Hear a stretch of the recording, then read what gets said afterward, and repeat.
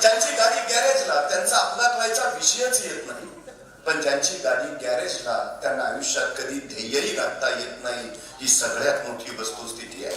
ध्येय गाठायचं असेल तर गाड्या रस्त्यावर आणाव्याच लागतील, आणि रस्ते म्हणले तर खड्डे ठरलेले, टक्के ठरलेले, ऊन वारा वादळ पाऊस याच्याशी झुंज ठरलेली. ही सगळी झुंज सोसणं ज्याला जमतं, ही सगळी झुंज लढणं ज्याला झेपतं, त्याला यश जिंकता येतं. ही सगळ्यात महत्वाची गोष्ट आहे. मी आपल्या सगळ्यांचं पहिल्यांदा अभिनंदन यासाठी करतो की उद्योजक होण्याच्या मार्गावर आपण आपली गाडी घेऊन आलात, हे महत्वाचं. जे रस्त्यावर येतात ते पोहोचतात, ही सगळ्यात महत्वाची गोष्ट आहे. पण खरं तर एक गोष्ट आपण सातत्यानं लक्षात घेतली पाहिजे.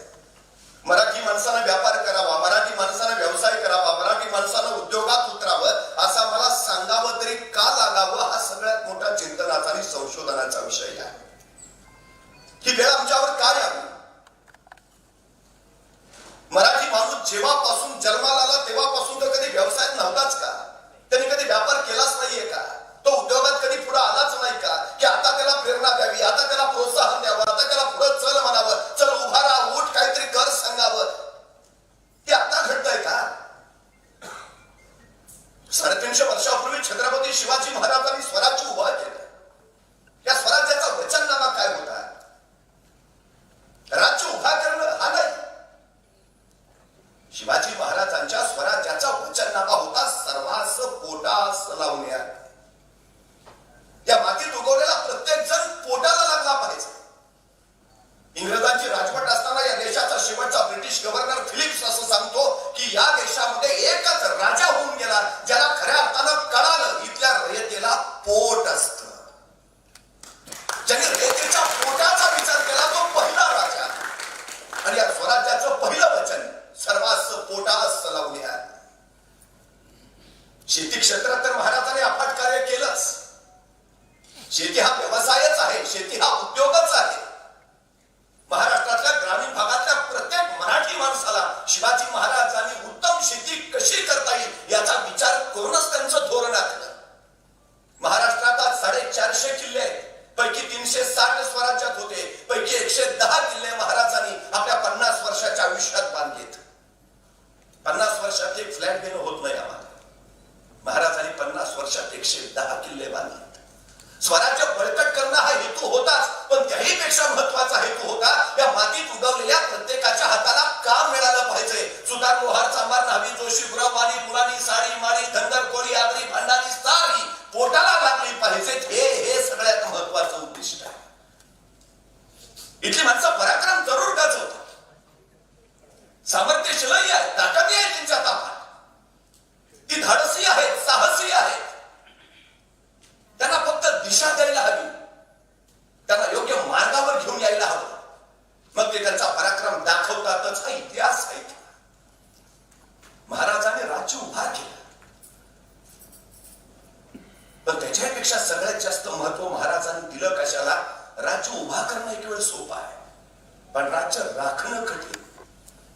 या मातीमध्ये राज्य नव्हते असं नाही, साम्राज्य नव्हते असं नाही. विजयनगरचं हिंदू साम्राज्य होतं, देवगिरीचं यादवांचं राज्य होतं, पण उद्ध्वस्त झालं. आपण हे स्वराज्य उभा करू, उद्या तेही उद्ध्वस्त होईल नाही, ते चिरंतन राहिलं पाहिजे. काय करावं लागेल?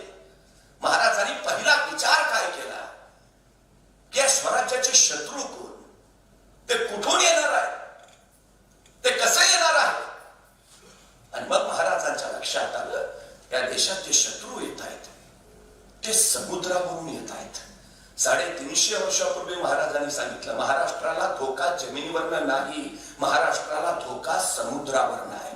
परवा मुंबईवर 26/17चा दहशतवादी हल्ला झाला आणि मग आम्हाला कळालं महाराज म्हणत होते ते खरं होतं. सम्राट चंद्रगुप्तानंतर हिंदुस्थानात स्वतःचा आरमार उभा करणारा पहिला राजा म्हणून आम्हाला शिवाजी महाराजांची नोंद घ्यावी लागते. आता आरमार उभा करणं सोपं आहे. तत्कालीन काळात जहाज इंग्रजांकडनं विकत घ्यावी लागायची, तोफा डचांकडनं विकत घ्याव्या लागायच्या, पोर्तुगीजांकडनं दारुगोळा आणावा लागायचा, आणि मग आमचा आरमार तयार व्हायचा. स्वराज्याचा आरमार बनवण्यासाठी महाराजांनी पोर्तुगीज लुई व्हेनेगस आणि फर्नांडो व्हेनेगस या पिता पुत्रांना बोलावलं होतं महाराष्ट्रात. पण पोर्तुगीज विजरायचं त्यांना पत्र गेलं, कुणासाठी काम करताय? शिवाजी राजांसाठी. त्यांचा आरमार कशासाठी आहे? पोर्तुगीजांची दर्यातली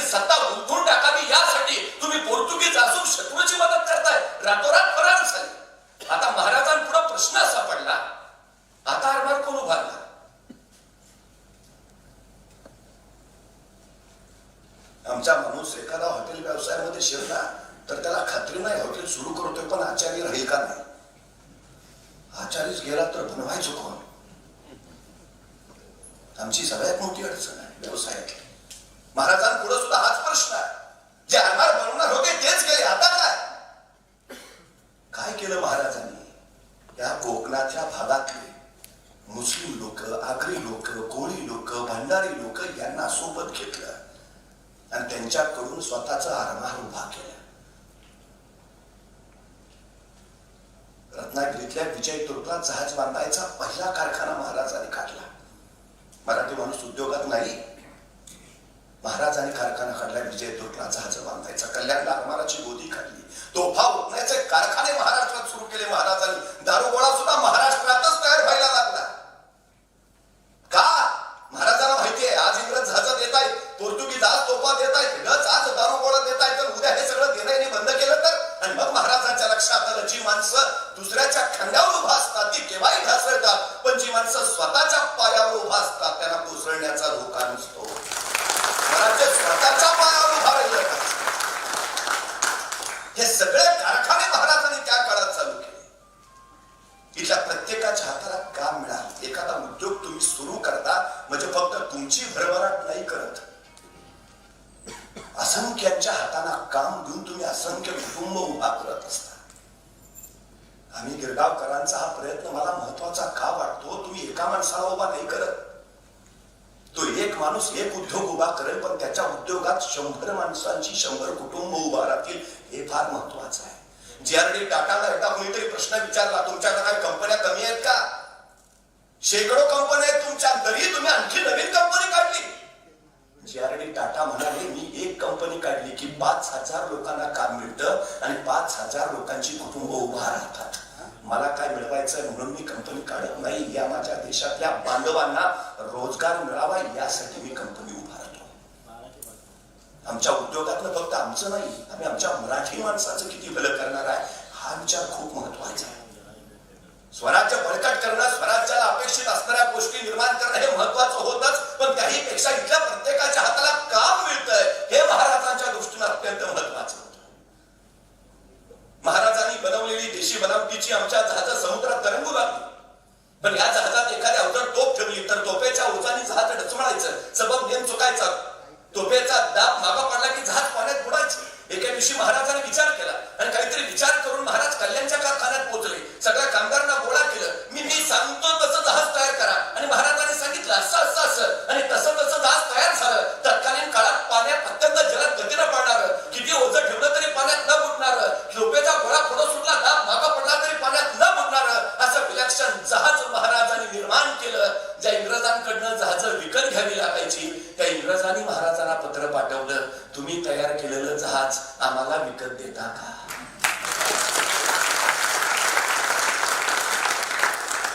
खांदेरीवर लढाई झाली आणि महाराजांनी इंग्रजांचा पराभव केला. तो इंग्रजांचा कॅप्टन हेनरी थॉर्क सुरतेच्या इंग्रजांना लिहितो जोपर्यंत शिवाजी महाराजांसारखी जहाज आपल्या आरमारात येत नाही तोपर्यंत मराठी आरमाराचा पराभव करणं आपल्याला शक्य नाही. मग इंग्रजांनी पत्र पाठवले ते तुम्ही तयार केलेलं जहाज आम्हाला विकत देता का. महाराजांनी त्या जहाजाचं नाव ठेवलं संगमेरी जहाज तथा संगमेश्वरी. ही महाराजांची निर्मिती आहे. मराठी माणूस निर्मिती करू शकत नाही, करून दाखवली महाराजांनी.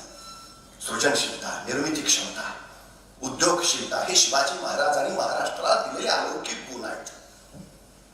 महाराज फक्त नेव्हीचे जनक नव्हेत, मर्चंट नेव्हीचे जनक सुद्धा शिवाजी महाराजच आहेत. कारण या महाराष्ट्राच्या किनारपट्टीवर महाराजांनी 8 बंदरं तयार केली आणि या 8 बंदरावरनं महाराजांची किमान 2 मोठी जहाज वर्षाकाठी परदेशात व्यापाराला जायचे. युरोप, इराण, तुर्कस्तान, मस्कत इथपर्यंत मराठ्यांची जहाज व्यापार करायला जात होती. त्या काळात कोण म्हणतं मराठी माणसाला व्यापार येत नाही. हे घडलंय नाही तसं. जोशी नावाच्या सरग्रस्तांनी मुंबईच्या चौपाटीवर पहिलं विमान 500 फूट उडवून दाखवलंय. आता मी असतो राईट बंधूंनी विमानाचा शोध लावला नाही हो. या मुंबईच्या चौपाटीवर घडलंय हे सगळं. आम्ही शोध लावत नाही, आमच्याकडे कल्पना नाही, आमच्याकडे सृजनशीलता नाही, आमच्याकडे आहे, सगळं आहे. मधला एक 150 वर्षाचा पारतंत्र्याचा काळ असा गेला की ज्यात आम्ही फक्त सुरक्षितता सुरक्षितता सुरक्षितता शोधायला लागलो. आमची अडचण ती झाली. एका नदीच्या काठी एक साधू राहत होता. त्याच्याकडे पाहुणा आला. रात्री झोपी गेला. सकाळी उठला तो एका पोपटाच्या आवाजाने. तो पोपट सतत बोलत होता, स्वातंत्र्य स्वातंत्र्य स्वातंत्र्य. त्या पाहुण्याला काय कळेना, हा साधू मुक्त जगणारा, स्वातंत्र्य उपभोगणारा, आणि याच्याकडे पारतंत्र्यात कोण आहे जे स्वातंत्र्याची मागणी करत आहे. तो बाहेर आला तर पिंजऱ्यातला पोपट त्याला दिसला. त्याला काही कळेना. जो साधू स्वातंत्र्याचा जागर करतोय त्या साधूने कुणाला पारतंत्र्यात का ठेवावं. त्या पोपट्याला सोडवला पाहिजे. त्यांनी त्या पिंजऱ्याचा दार उघडलं, पण पोपट बाहेरच पडेल. तो आतल्यातच फिरायला लागला. मराठी माणसाचं नेमकं असं झालंय. दारं उघडली ना आमच्यासाठी सगळी, पण पिंजऱ्यात राहायची इतकी सवय लागली की आम्हाला बाहेर पडणंच जमीन. आता आम्ही तिथंच फिरतोय, तिथंच साथ. त्या पाहुण्याला वाटलं नाही याला बाहेर काढलं पाहिजे, स्वातंत्र्य हवंय ना, बाहेर काढलंच पाहिजे. त्यांनी स्वतःचा हात आत घातला तर त्या पोपट्याला कडकडून चावा घेतला. रक्तबंबाळ झाला त्याचा. त्याला काय काढ तुझ्या भल्यासाठी सांगतोय रे. पोपट ऐकेना, पण तोंडात मात्र उद्घोष स्वातंत्र्य स्वातंत्र्य. झालेली जखम बांधावी म्हणून साधू आत गेला. जखम बांधून बाहेर आला. आता ठरवून आला की काही झालं तरी पोपट्याला पिंजऱ्याबाहेर काढायचं आणि आकाशात सोडायचं. त्याने हात घातला पिंजऱ्यातनं, पोपट्याला बाहेर काढला आणि आकाशात सोडून दिलं. तुला स्वातंत्र्य हवं होतं ना, दिलं, जा. पाहुणा थोडा वेळ आत गेला. परत त्याच्या कानावर शब्द पडले, स्वातंत्र्य स्वातंत्र्य. त्यानं बाहेरून बघितलं, पोपट परत पिंजऱ्यातून बसला होता. मराठी माणसाची अवस्था काय आहे. आम्हाला पिंजऱ्याची इतकी सवय झाली. मला प्रश्न पडतो, शिवाजी महाराजांच्या काळात व्यापार करणारा तो हाच मराठी माणूस का. मला प्रश्न पडतो, शिवाजी महाराजांच्या काळात या महाराष्ट्राच्या सह्याद्रीच्या छाताडावर अचंबित करणारे गडकोट बांधणारा हाच मराठी माणूस का. मला प्रश्न पडतो, इंग्रजांनी ज्यांचं जहाज विकत मागावं त्या जहाजाची निर्मिती करणारा हाच मराठी माणूस का. आज आमच्याकडे सगळ्यात मोठी गोष्ट काय. आम्हाला सातत्यानं एक गोष्ट सांगितली, मराठी माणसाला व्यापार जमत नाही, मराठी माणूस व्यापारात नाही. सतत सतत सतत. तुम्हाला ती गोष्ट माहिती असेल, हत्तीचं पिलू छोटं असतं. माहूत त्याच वेळी त्याच्या पायात काटेरी लोखंडी साखरदंड बांधतो, त्याला खुंटीला अडकून ठेवतो. ते छोट्या हत्तीचं पिलू सुटायची धडपड करतं, बाहेर पडायची धडपड करतं, पण तो लोखंडी साखरदंड तोडणं त्याला शक्य होत नाही. त्याची क्षमता तेवढी नसते, ताकद नसते. तो अफाट धडपड करतो, प्रयत्न करतो, पण त्याला त्या साखरदंडातून बाहेरच पडता येत नाही. त्याच्या लक्षात येत नाही सुटका करून घेणं अशक्य. आपल्याला बांधलंय, आपण सुटूच शकत नाही. तो हत्ती पुढं मोठा होतो, मोठा होतो, बलाढ्य होतो, अफाट होतो. तुम्ही कधी शांतपणे निरीक्षण करा. मोठ्या हत्तीला माहुताने कधीच बांधलेलं नसतं. त्याच्या पायाभोवती नुसती साखळी सोडलेली असते, पण पाय बांधलेला नसतो. पण साखळी बांधलेली नसताना सुद्धा हत्ती सुटायची धडपड करत नाही, पळून जायची धडपड करत नाही, निघायची धडपड करत नाही. तो तिथंच असतो. त्याची स्पष्ट धारणा असते की आपल्याला बांधून ठेवलंय. वास्तविक बांधलेलं नसतं, बांधलेलं असतं हत्तीला स्वतःच्या विचारानेच आपल्याला बांधलंय. मराठी माणसाकडे क्षमता आहे, मराठी माणसाकडे सामर्थ्य आहे, मराठी माणसाकडे बुद्धी आहे, पण त्याची जी धारणा झाली की आपल्याला बांधून ठेवलंय. कुठल्या विचाराने. मराठी माणसाला व्यवसाय जमत नाही, मराठी माणसाला व्यापार जमत नाही, मराठी माणसाला उद्योग जमत नाही.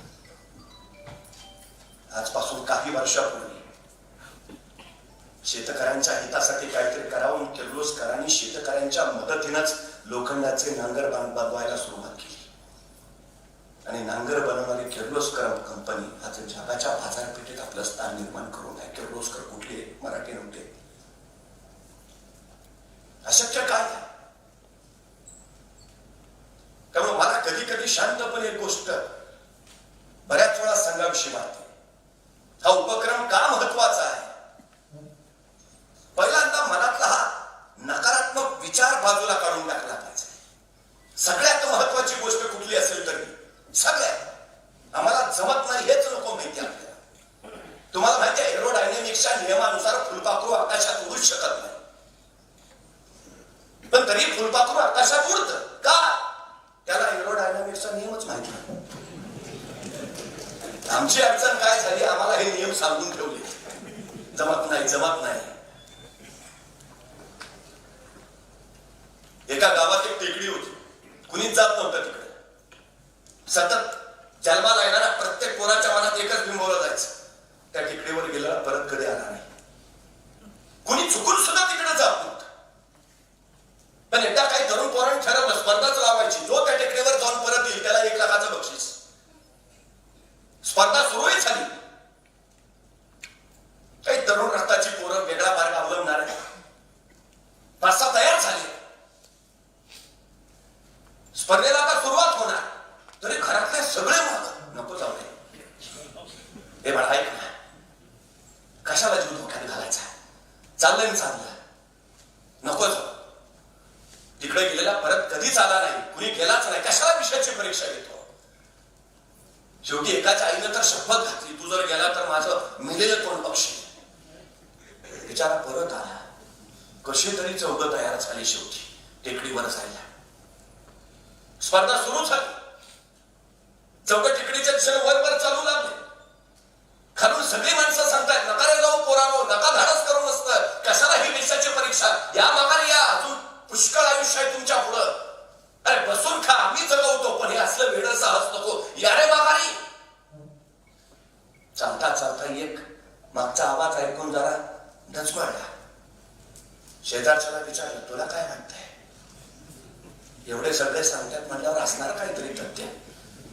मला पण कुणी भेटला नाही रे परत आलेला. दुसरा म्हटला, मला तर गेलेलाच कोणी दिसला नाही, परत आलेला कसा भेटला नाही. पण तरी पण आपण विचार करायला हवा. म्हणजे कसला विचार करतो, तुला काय वाटतं? नाही मला वाटतं जावं परत. दुसऱ्याला काय कळलं, मला बघ बाबा तू. दुसरा मागच्या मागं निसटला, राहिली ती घर. पुढे दोघच चाललेली. एकाला मग जरा झापाझप पाय उचलायला सुरुवात केली.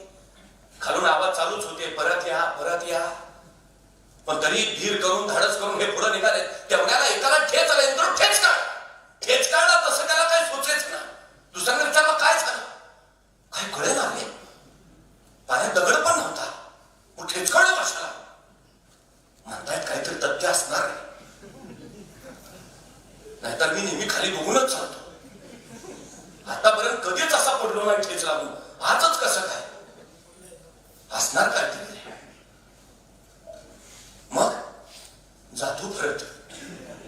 तोही गेला माघारी. आता राहिले दोघं. पुढचा एक काय तो झपाझप पुढे निघालेला. मागचा सगळा धीर एक पटवून शक्ती एक पटवून त्याच्या मागं हळूहळू चाललेला. मागणं आवाज ऐकूच येत आहे, ठका ऐकूच येत आहे, परत या, नका धाडस करू, परत या. एक जण पुढे दुसरा माग. त्यांनी एकदम अचानक मागं वळून बघितलं, मागं कोणच दिसेना. मला पडलो तर उचलायला पण कोण नाही. जवळ आहे तोपर्यंत फिरव. दुसरा तिथनच मागं फिरला. एक जण मात्र आहे तसा झपाझप मागं वळून न पाहता पुढे निघाला होता. अपाट वेगानं झपाझप. खालून सगळे हाका मारत होते, परत ये परत ये. मग तो ऐकण्याच्या पलीकडे गेला आणि बघता बघता काही काळानंतर तो त्या टेकडीवर पोहोचला. हातातला भोय सरी त्या टेकडीवर रोवला आणि खालच्या लोकांना विजयाची खून केली. खालच्या सगळ्या लोकांनी कल्लोळ करायला सुरुवात केली आणि विजयी झालेला तो त्याच वेगानं खाली आला. खाली जमलेल्या सगळ्या लोकांनी त्याला उचलून घेतला. केवढा जल्लोष, विजयी झाल्याचा, योद्धा झाल्याचा भाव. आणि एक एक वृद्धग्रस्त त्याच्या पाठीमागं सारखं त्याला विचारत होता, कसं काय जमलं? आतापर्यंत कुणीच गेलं नव्हतं, तू कसं काय गेला? पण तुला काय अनुभव आला?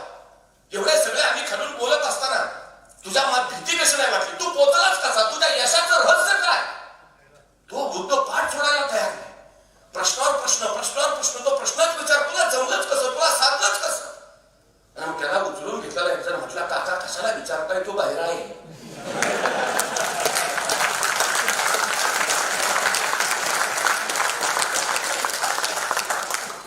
तो का पोचला माहितीये?